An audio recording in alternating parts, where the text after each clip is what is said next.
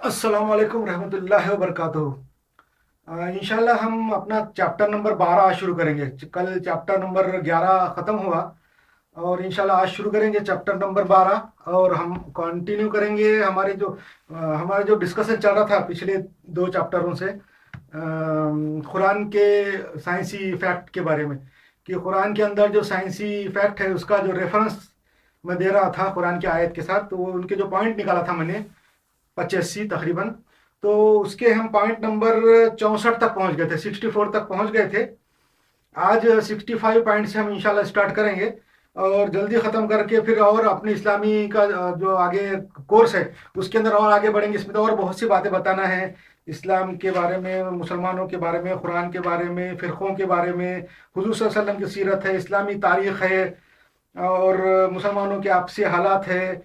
ये सब बताना है।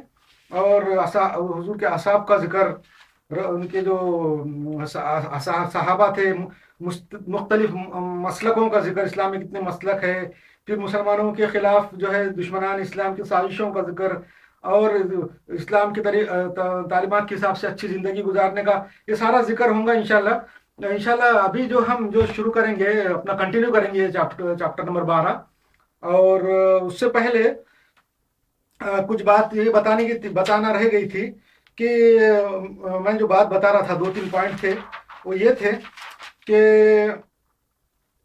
आसमान, मैंने जो बताया था पिछले वक्त के आसमान में जो है ना एक जाल फैला हुआ है गैलेक्सीज का और सितारों का और कहकशाओं का एक जाल फैला हुआ है। अब पता चला, आज की जदीद साइंस से पता चला, जो कॉस्मोलॉजी के अंदर कॉस्मोलॉजिस्ट ने और बड़े बड़े साइंसदानों ने आज पता लगाया है कि आसमान में जाल फैला हुआ है। और कुरान शरीफ के अंदर ये आयत है, मैं कल बताया था अपने पॉइंट नंबर 44 के अंदर, कि बस कुरान के अंदर आयत है जारियात में, सूरह जारियात, सूरह नंबर 51 और आयत नंबर 7 में, वस्समा ज़ातिल हबक, ये अल्लाह ताला आसमान की कसम खा रहा है, उस आसमान की कसम जो जालदार है। इसका जो पहले ज़माने में जैसा ये आयत है, हर ज़माने में जैसा मैं आपको बता, अपना जो फार्मूला है, कुरान का जो क्राइटेरिया है वो यही है कि वो कुरान की हर आयत हर ज़माने के लिए है। उसमें तीन बातें होती है हर आयत में, माजी में भी फ़ायदे की, हाल में भी फ़ायदे की और मुस्तकबिल में भी उससे हमारे लिए फ़ायदा ही होता है।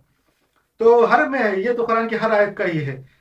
तो इसमें भी वही है कि माजी में ये जो इसके बारे में जो हमारे मुफस्सिरीन ने और तर्जुमा करने वालों ने तर्जुमे किए, अपने अपने वक्त के हिसाब से किए। उस ज़माने में नहीं मालूम था कॉस्मोलॉजी के कि आसमान में जाल फैला हुआ है, तो आसमान में एक खुशनुमा डिज़ाइन नज़र आता था, नक्श निगारी नज़र आती थी।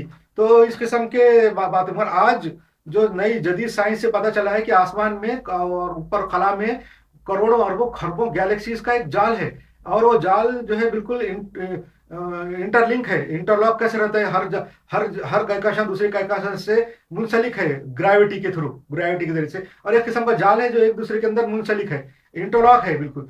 तो उसके बारे में ये जो लफ्ज है कुरान शरीफ में हबक, हबक जो है जाल को भी बोलते हैं, एक किस्म का जो जाल होता है, जैसा अरब कंट्री में अरबी में जो इंटरनेट है, इंटरनेट शुबका बोलते, शुबका, शुबका ने खिड़की पे से निकला कि शबाक, जाली, खिड़की में जाली होती है, जाली लगी भी रहती थी पहले जमाने में, अभी भी जालियां रहती है, चिड़िया या कोई बिल्ली या नया आना इसलिए जाली रहती, तो शुबका बोलते। तो ये जो इंटरनेट है, इंटरनेट भी असल में एक जाल है, पूरे मालूमात का और कंप्यूटर का पूरी दुनिया के अंदर जाल है, उसके लिए शुबका बोलते, शुबका। ये हबक भी जो है शुबका जैसा ही है, हबक। ये जो एक पुरानी डिक्शनरी है अरबी की, बहुत पुरानी है, तकरीबन आज से 150 साल पहले लिखी गई है, तकरीबन 100 साल से ज़्यादा पहले छपी है, खाबूस अल मुदर्रसी बोल के। ये इलियास अंतुन इलियास की है, ये बहुत मशहूर है। और अल मुवर्रद बोल के जो अरबी डिक्शनरी है उससे भी कदीम है। तो उसके अंदर हबक का मतलब है जाल, जाल भी है, डिज़ाइन भी है, नक्श निगारी भी है, हर चीज़ है। तो अभी आज के ज़माने में जो हमको जो तनाजुर में आज के पता चलता है वो आसमान में जाल है, तो वो कुरान शरीफ जो है ना, आज से 1440 साल पहले जाल के बारे में जिक्र कर रहा है कि अल्लाह कसम खा रहा है आसमान की, जालदार आसमान की, जालदार यानी जो गैलेक्सी से बना। ये एक बात बतानी रह गई थी। अच्छा, दूसरा ये और है कि जो कौसर के बारे में मैंने बताया, सूरह कौसर, सूरह कौसर के बारे में जो है वो कल बता दिया तफसीली, आज कुछ नहीं बताना है। और उसके बाद तफसीर के बारे में इतना बताया कि दुनिया के मुख्तलिफ इस्लामी मुफस्सिरों ने कौसर का अलग अलग मतलब बताए हैं। कौसर के जैसा बताया कि क्या कौसर का मतलब क्या है। वो जन्नत में एक हौज है, वो तो सबको मालूम है। रोज़े क़यामत जब हिसाब किताब हो जाएगा उस टाइम पे हुजूर सल्लल्लाहु अलैहि वसल्लम वो हौज के पानी से मुसलमानों को पिलाएंगे, वो भी है। हौज कौसर जो है ऐसा पानी है, ऐसा हौज है और जिससे मुसलमानों को फायदा पहुंचता है, ये भी है कि मुसलमानों को फायदा पहुंचने वाली चीज यानी कौसर। और भी बहुत सारे बताए उसमें है। मुफस्सिरीन ने कुरान हदीस भी, इस्लाम भी उससे मुराद लिया है कि कौसर का मतलब है हदीस, कुरान और इस्लाम और हुजूर सल्लल्लाहु अलैहि वसल्लम की हिदायत, ये भी है। तो ये भी आप इसके तनाजुर में याद रखें। अच्छा, दूसरा ये कि मैंने और एक चीज बताया था पॉइंट नंबर 55 के तनाजुर में, वहां भी थोड़ा सा एक्सप्लेनेशन बाकी रह गया था, मैंने बता दिया था। वो है कि टावर्स ऑफ क्रिएशन के बारे में बताया था कि आसमान में टावर्स ऑफ क्रिएशन है और नेबुला है, ईगल नेबुला, फला नेबुला, अमके नेबुला। और सूरह बुरूज में है कि सूरह नंबर 85 आयत नंबर 1 में। तो उसके ताल्लुक से जो इसलिए बुरूज उसका नाम है बुरूज कि पहले ज़माने में लोगों ने जैसा तर्जुमा किया, और मैंने जैसे बात बताया कि कुरान की आयत तो हर ज़माने के लिए है, पहले के लिए भी, अभी भी के लिए भी और फ्यूचर के। तो उस ज़माने में जो तर्जुमे किए तो कॉन्स्टलेशन, बुरुज का मतलब उन्होंने कॉन्स्टलेशन लिया जो आसमान में सितारों के बने हुए हैं। मगर आज के ज़माने में पता चला है जदीद कॉस्मोलॉजी से कि आसमान में बड़े बड़े बुर्ज है, बुर्ज यानी बड़े बड़े मीनार, जैसा बुर्ज खलीफा, दुबई में जो बुर्ज खलीफा है वो उसको बुर्ज क्यों बोलते हैं। इमारत टावर जो बुर्जुल इमारत जो दुबई में है, जो सबसे पहले बनी हुई है नौकदारी 2 बिल्डिंग है, एक के नौका ऐसी एक के नौका ऐसी, तो उसको बुर्जुल इमारत बोलते हैं, इमारत टावर। और ऐसे बहुत टावर है। वो जो एरिया है डाउनटाउन दुबई का, वो पूरा टावरों का बना हुआ है। टावर यानी बुर्ज, सब जगह बुर्ज लिखा हुआ है, बुर्ज खलीफा, बुर्ज ये, बुर्ज जदी, बुर्ज दूसित दुबई, ये ऐसे पूरे टावर है बने हुए। तो वो टावर को बुर्ज बोलते हैं। तो बुर्ज का मतलब टावर। और आसमान में आज देखो, आज कॉस्मोलॉजी से पता चला कि आसमान में बड़े बड़े टावर है। टावर्स ऑफ क्रिएशन बोल के दरियाफ्त किया है। कुछ दरियाफ्त हुए, अभी इतना दूर तक इंसान देख नहीं सका है। अभी जो नई जो टेलीस्कोप भेजी है उन्होंने, ज्यादा पावरफुल जेम्स वेब बोल के, वो भी दरियाफ्त कर रही है कि जो ईगल नेबुला है और टावर्स ऑफ क्रिएशन है वो इतने बड़े, कल बता दिया था मैंने, ज्यादा बताने की जरूरत नहीं, कि रोशनी को भी उसके एक सिरे से दूसरे सिरे जाने के लिए लाखों साल लगते हैं। इतने बड़े बड़े वो मीनार है, टावर है। तो अल्लाह ताला ने उसके बारे में बताया कि आसमान में बुर्ज है, हमने बुर्ज बनाए। वो बुर्ज भी है, पहले के जो कॉन्स्टलेशन लोग समझते थे जमाने के हिसाब से वो भी है, और फ्यूचर में भी और क्या पता चलेगा मालूम नहीं है। अच्छा, ये एक बात बतानी थी।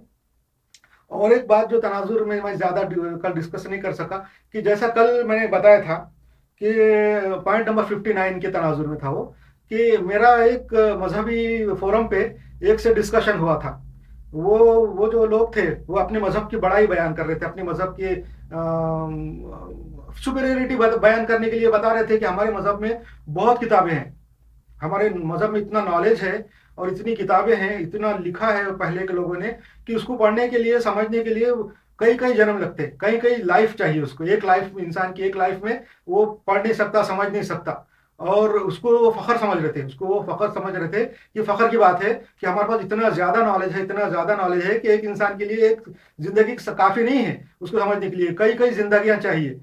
तो ऐसा बहस चल रही थी। मैं भी वो उसके ऊपर वो फोरम पे था, लाइव था, और मेरे उनके साथ बातचीत चल रही थी। मेरा जब जवाब उन्होंने दिया, मैंने जो कल आपको बताया, उसके बाद वो उसका जवाब भी उन्होंने मुझे दिया। और उसके बाद वो उनके जो एडमिनिस्ट्रेटर थे फोरम के, उन्होंने मदाखलत भी की।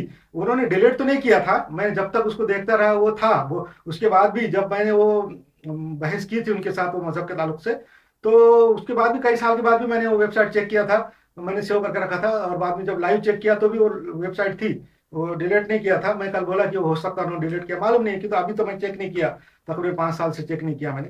तो वो बात ये थी कि वो जो कौम थी, वो जो लोग थे, वो अपने मजहब का सुपेरियरिटी बयान कर रहे थे, बता रहे थे कि हमारे मजहब में इतनी किताबें हैं, इतनी इतनी मजहबी किताबें हैं हमारे पास। और वो फखर बता रहे थे कि वो फखर से कि हम लोग उसको एक जन्म में नहीं पढ़ सकते, कोई भी नहीं पढ़ सकता।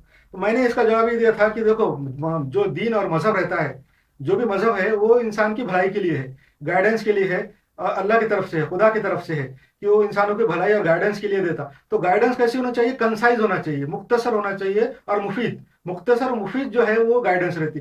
तफसीलात ऐसी कि अगर पूरी इंसान अगर पूरी जिंदगी तक अगर उसको समझने में ही, पढ़ने में ही चले जाए, तो फिर वो उस पर अमल कब करेगा।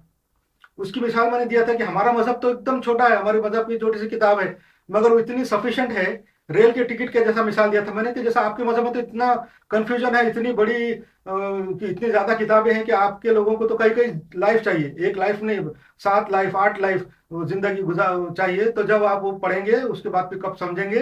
तो उसका मिसाल ऐसे दिया था मैंने कि अगर हम फर्ज करो आपके पास एक टिकट है रेल का, आपको कहीं जाना है, आप किसी बड़े सिटी में चले गए, तो वहां पे कई प्लेटफॉर्म होते हैं, 1 2 3 4 प्लेटफॉर्म होते हैं, बहुत ज्यादा रश होता है और ट्रेनें आती जाती रहती है कंटिन्यू।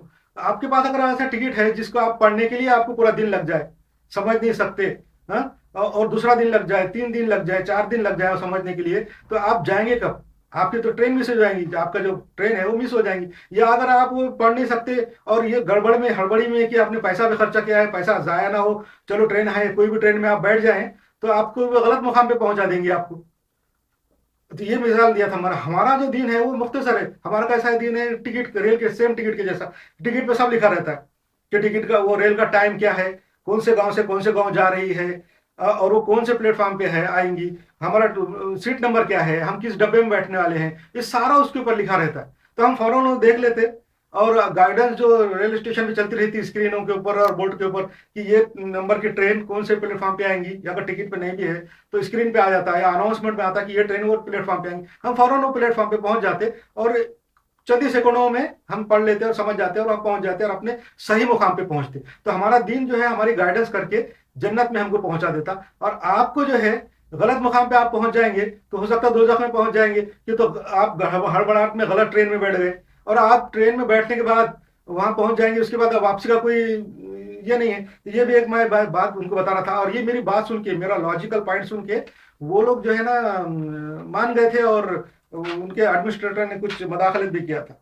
अच्छा, ये भी एक बताने का था। दूसरा, अब हम शुरू करते हैं पॉइंट नंबर। अच्छा हाँ, और एक चीज मैं बता रहा था कि हामान का जिक्र है कुरान शरीफ में, हामान का जिक्र है। उसके अंदर मैं बता रहा था कि एक वेबसाइट मैंने पढ़ा था, मिरेकल्स ऑफ कुरान बोल के, तो उसके अंदर उन्होंने मिस्र के हायरोग्राफ जो है, उनकी जो जबान है पुरानी, जो तस्वीरी लैंग्वेज है, वो अब पढ़ा है उन्होंने, अब मैंने रिसेंट दौर में, हुजूर के ज़माने में या पिछले 1000 साल में वो नहीं पढ़ा गई थी। तो उसके अंदर लफ्ज हामान निकला है, उसका ट्रांसलेशन भी किया है। आमोन के अलावा हामान भी है, हामान। और वो हामान जो था मिस्र के जो फिरौन था, उसका कंस्ट्रक्शन इंजीनियर था, कंस्ट्रक्शन में वजीर था वो। तो वो कुरान में बराबर है कि फिरौन उसको बोलता है हामान को कि मेरे लिए एक ऊंचा टावर बना, ब्रुज बना, ताकि मैं ऊपर जाके अल्लाह को देखूं।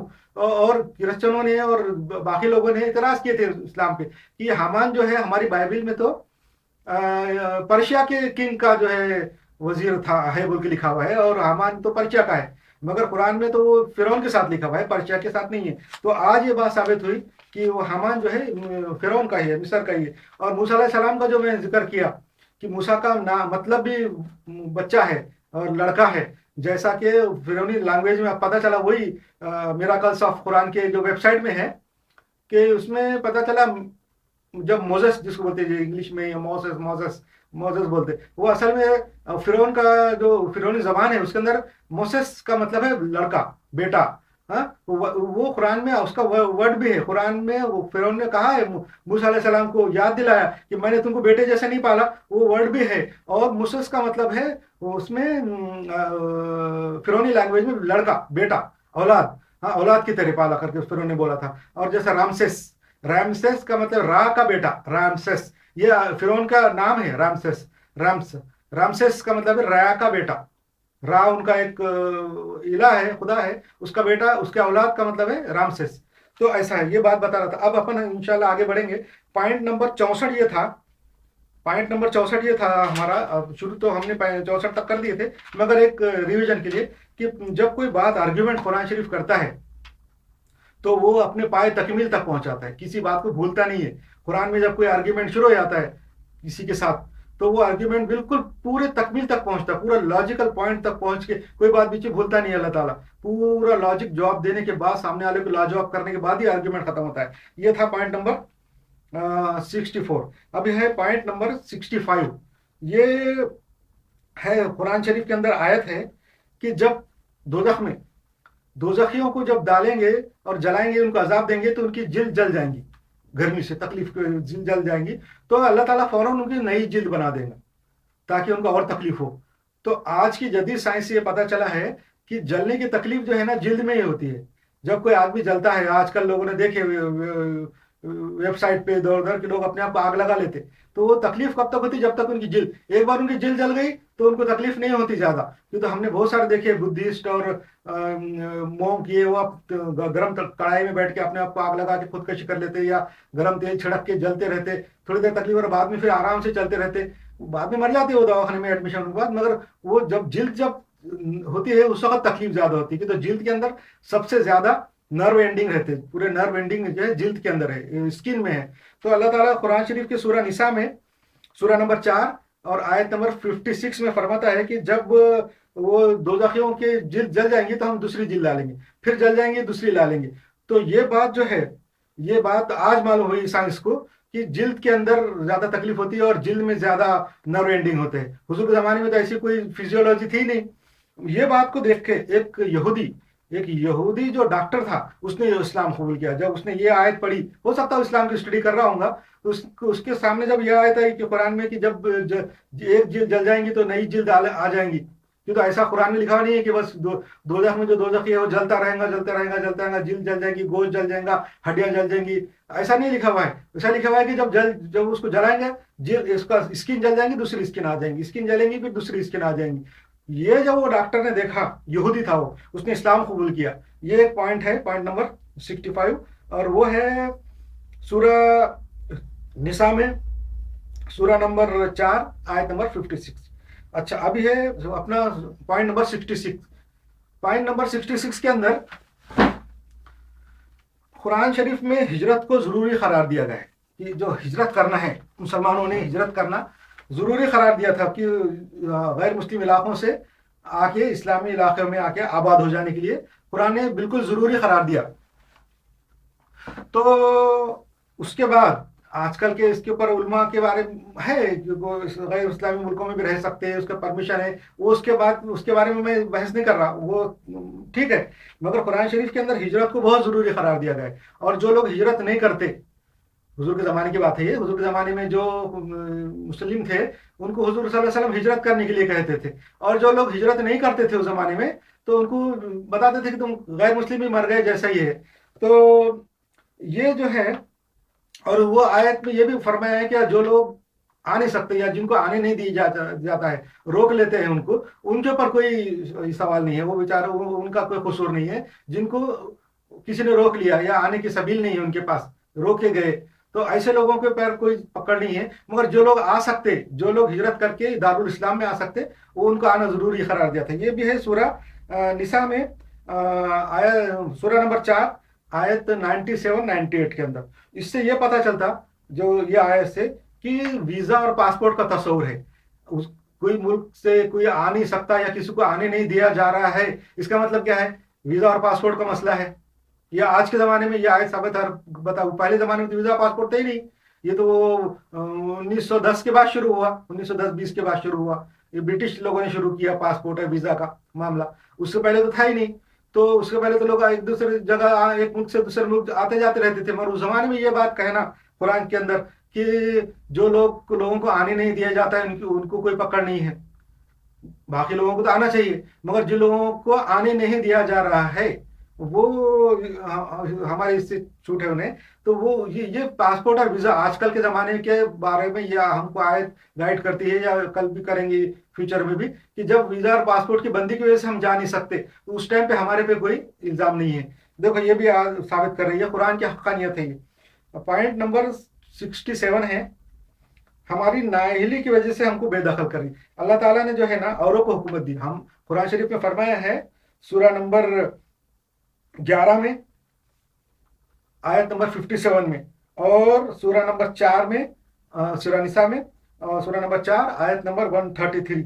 اس میں بتایا ہے کہ ہم لوگ اگر نااہلی کریں گے، اپنے آپ کو نااہل ثابت کریں گے، تو اللہ تعالیٰ جو ہے ہماری جگہ پہ اوروں کو جو ہے ہمارا جانشین بنائے گا. دیکھو، آج ہم پوری دنیا میں 1000 سال حکومت کرنے کے بعد آج بے دخل ہے ہر جگہ سے. پورے دنیا میں جو ہے بے عزت طریقے سے رہ رہے، بے دخل ہے. ہماری کوئی دنیا میں حیثیت نہیں ہے. پورے دوسرے ملک جو ہے تو ہم کو بالکل کچے نوالے کے طرح کھا رہے ہیں. تو یہ اللہ تعالیٰ نے بے دخل کر کے ہم کو سزا دیا ہے. تو یہ آج ثابت ہو رہا ہے. अच्छा, पॉइंट नंबर 68 है। आजकल जो नया वर्ड है जो इकोनॉमिक में इस्तेमाल होता है, उसको विशेष सर्कल बोलते हैं। विशेष सर्कल यानी इकोनॉमिक में है। इकोनॉमी जब निकली थी, जब वो लोगों ने निकाला था कि इंसान ऐसे कुछ उसमें फंस जाता है, गर्दिश में, किसी काम में, किसी बिजनेस में, और उसमें उसको नुकसान पे नुकसान होता रहता है। एक बार नुकसान हुआ तो उसकी वजह से उसके जो कॉन्सिक्वेंस में दूसरा होता, फिर उसकी वजह से तीसरा होता, या जैसा कोई आदमी के अंदर गुर्बत आ गई, गुर्बत आ गई, गरीब होने लगा, तो उसकी वजह से उसके कॉन्सिक्वेंसेस क्या रहते हैं, उसके बच्चों की तालीम अच्छी नहीं होती, बच्चों को थोड़ी सब स्टैंडर्ड तालीम देता, कि बच्चों की तालीम की दिन अच्छी नहीं मिलने की वजह से फिर वो उनकी औलाद और खराब, मतलब एक किस्म के गड़े में वो गर्दिश में वो अंदर अंदर चले जाते रहते। इसको विशेष सर्कल बोलते हैं जदीद इकोनॉमिक में। कुरान शरीफ के अंदर ये बिल्कुल हूबहू ये वर्ड इस्तेमाल हुआ है, दायरत अस्सूह बोल के, दायरत अस्सूह बोल के ये वर्ड इस्तेमाल हुआ है सूरह अल माइदा में, आयत नंबर सूरह नंबर 5 आयत नंबर 52, और नौवें सूरे में, 9 नंबर सूरे में आयत नंबर 98 में, दो जगह इस्तेमाल हुआ है। ये बिल्कुल जदीद लेटेस्ट वर्ड है, दुनिया की किसी मजहबी किताब में इस्तेमाल नहीं हुआ, कुरान में हुआ है। विशेष सर्कल ये वर्ड है कुरान के अंदर। अच्छा, अभी पॉइंट नंबर है 69, कुरान के हक होने की नफ्सियाती दलील। कुरान के, मैंने जैसे इससे पहले बताया था कि जो क़यामत के वाक़यात, दोज़ख के वाक़यात, वहाँ के अंदर के लोगों के हालात, उनके दोनों लोगों की बातचीत, वो सबसे ये पता चलता है साइकोलॉजिकल तरीके से, नफ्सियाती, जिसको साइकोलॉजी बोलते हैं, कि कुरान बिल्कुल बनहक है, वो सही है। उसके अंदर जो नफ्सियाती तरीके से जो बातें होना चाहिए, नफ्स जो इंसानी नफ्सियात सही सही करती है, वो वैसा ही उसके अंदर है। तो वो बात पता चलती है। जैसे एक वाकया है कि काफिर क्या बोलेंगे वहां पे, जो दोजखी है, दोजखी ये बोलेंगे कि हमको हमारे लीडरों ने बहकाया, और बहका के हमको जो है गुमराह किया, और सही रास्ते पे नहीं चलने दिया, और हमको दोजख में लाके डाल दिया इन्होंने। कसूर उनका है, कसूर हमारे अकाबरीन का है, हमारे लीडरों का है, हमारे मजहबी पेशवाओं का है, जिन्होंने हमको बहकाया। रात दिन मेहनत करते थे, रात दिन एक करके हम पे मेहनत करके हमको जो है गुमराह करते थे, सही दीन के सही बात की तरफ जानने देते नहीं थे, हमको गुमराह करते थे, झूठी बातें करते बताते थे दो लोगों के ताल्लुक से, और हमको गुमराह करके उन्होंने आज ये नौबत लाई कि हमको दोजख में डाल दिया। वो जब सामने खड़े रहेंगे, देखेंगे कि उनके अकाबरीन भी दोजख में रहेंगे, उनके लीडर भी रहेंगे, उनके मजहबी पेशवा भी रहेंगे, और ये भी रहेंगे उनके मानने वाले मुतखदीन। तो जब वो अल्लाह ताला से कहेंगे कि ये लोग हैं हमारे मजहबी पेशवा और हमारे लीडर, इन्होंने हमको गुमराह किया, तो अल्लाह इनको ये काम कर, इनको दुगना सजा दे। ये बात है सूरह इराफ में, सूरह नंबर 7 आयत नंबर 38 में। ये एकदम नफ्सियाती बात है। आप देखो, नफ्सियात और साइकोलॉजी के हिसाब से बिल्कुल सही है। और एक बात जो है सबसे ज्यादा साइकोलॉजिकल सही है, जो अल्लाह का जवाब है, वो क्या है? अल्लाह ताला क्या बोलता कि तुमको नहीं मालूम, ये तुम सबका अजाब दुगना है। वो जो जो दोज़खी क्या बोलेंगे कि उनको दुगना अजाब दे हमारे लीडरों को, कि उन्होंने हमको यहाँ फंसा दिया, लाके डाल दिया, गुमराह कर दिया, दोज़ख में डाल दिया, इनको दुगना अजाब दे, मैंने हमारे से ज्यादा अजाब दे। अल्लाह ताला क्या बोलेंगे? अजाब सबका दुगना है। ये नफ्सियाती बात है, साइकोलॉजिकल है। कैसा दुगना है? दोज़ख में तो हमेशा रहना है, हमेशा रहना है, तो हमेशा रहने वाले उनको ये अजाब होता है। अच्छा, पॉइंट नंबर है 71। मैंने तो पॉइंट नंबर 70 बता दिया था कल कि आसमान रोया या जमीन रोई, जो उसके ताल्लुक से है फिरौन के ताल्लुक से। जब फिरौन के लोग मर जाते थे फिरौनी जमाने में, तो वो लोग उनके मातम ऐसा करते थे कि आसमान ने रोया, जमीन ने रोई, ऐसा मातम ऐसा लिखते थे। मगर कुरान शरीफ के अंदर आयत है सूरह दुखान में, सूरह नंबर 44 आयत नंबर 29 में, कि आसमान जमीन कोई नहीं रोया। तो ये भी एक है। और जो आज जदीद साइंस से और हेलोग्राफी पढ़ने से पता चला है, और ये कुरान के अंदर लिखा हुआ है कि आसमान जमीन कुछ नहीं रोई। इसका मतलब ये है कि अल्लाह को मालूम था कि इन्होंने क्या लिखा है, और हेलोग्राफी तो आज पढ़ी है। अच्छा, अभी इंशाल्लाह हम आज का रोकते हैं कुछ वजह से, और इंशाल्लाह बाद में शुरू करेंगे।